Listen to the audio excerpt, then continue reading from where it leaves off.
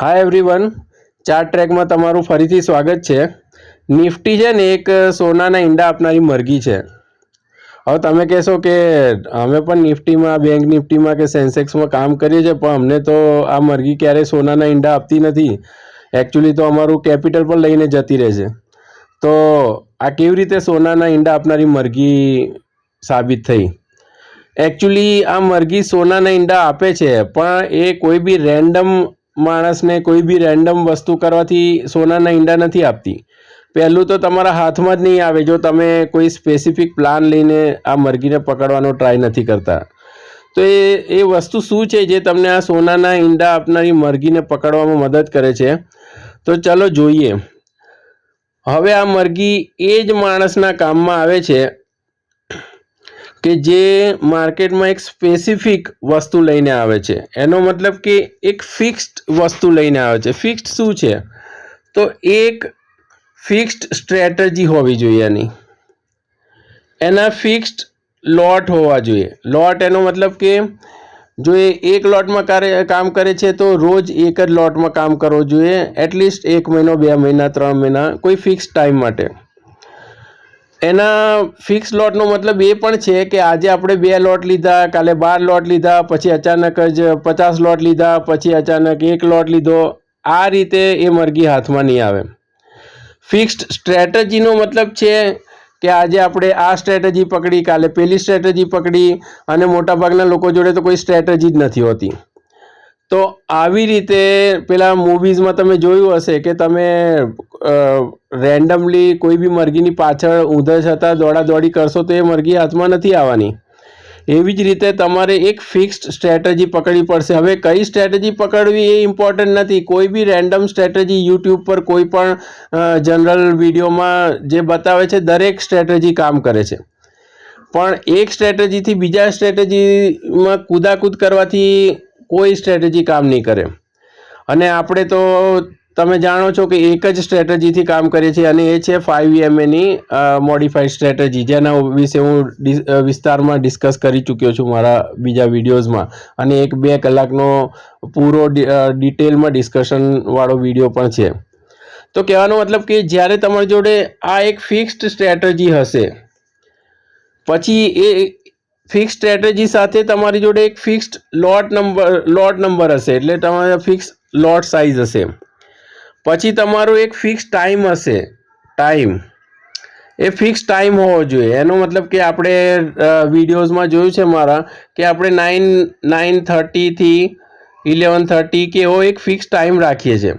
આ fix time હોવો જોઈએ, રાઈટ? તો તમે આ પ્રમાણે 2 કે 3 વસ્તુઓ ફિક્સ રાખશો અને આવું કમસે કમ 100 ટ્રેડ સુધી કરશો, ત્યારે તમને ખબર પડશે કે આ સોનાના ઈંડા આપનારી મરઘી કેવી રીતે સોનાના ઈંડા આપે છે.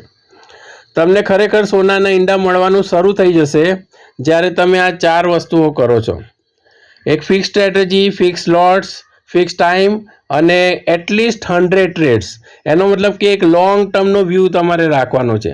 એક લોંગ ટર્મનો વ્યૂ લઈને જ્યારે તમે એક સ્ટ્રેટેજી પર એક ફિક્સ નંબર ઓફ લોટ સાથે એક ફિક્સ નંબર ઓફ ટાઈમ માટે રોજ માર્કેટમાં આવો છો, ત્યારે આ મરઘી તમારા હાથમાં આવે છે અને ત્યારે તમને રોજ એક સોનાનું ઈંડું આપીને જશે. હવે પ્રોબ્લેમ એ છે ને કે જો તમને ખરેખર આ સોનાના ઈંડા મળવાના શરૂ પણ થઈ જશે ને, તો પેલા સ્ટોરીમાં કેવું એક માણસને સોનાની ઈંડા આપનારી મરઘી મળે છે અને એને એક દિવસ લાલચ આવે છે કે રોજ એક ઈંડું લેવું એના કરતાં કેમ હું મરઘીને કાપીને બધા ઢગલા ઈંડા લઈ લઉં, અને પછી એ એને મરઘીને જ ખોઈ બેસે છે. એવી જ રીતે આપણને એકવાર ખબર પડી ગઈ કે આપણને માર્કેટમાં 50% કાં તો 30% કે એવું ફિક્સ રિટર્ન આપણને મળી રહ્યું છે ફોર એવરી ફ્યુ ડેઝ કે એવરી ફ્યુ મંથ્સ, એટલે કોઈ ફિક્સ પીરિયડ માટે આપણને એક સ્ટ્રેટેજીનું એક રિટર્ન આપણને ખબર પડી ગઈ. હવે તમને લાલચ આવે છે કે હવે એક લોટમાં કે 2 લોટમાં મને ફિક્સ, સપોઝ કે 10,000 રૂપિયા દર મહિને, એપ્રોક્સિમેટલી, દર મહિને આ કોઈ જોબ નથી કે ફિક્સ જ હોય, પણ એપ્રોક્સિમેટલી એવરેજ 10,000, 20,000, 50,000 એવા મને આ મરઘી આપી રહી છે. તો કેમ હું સીધા 100 લોટ ના લઈ લઉં? કેમ સીધા 50 લોટ ના લઈ લઉં?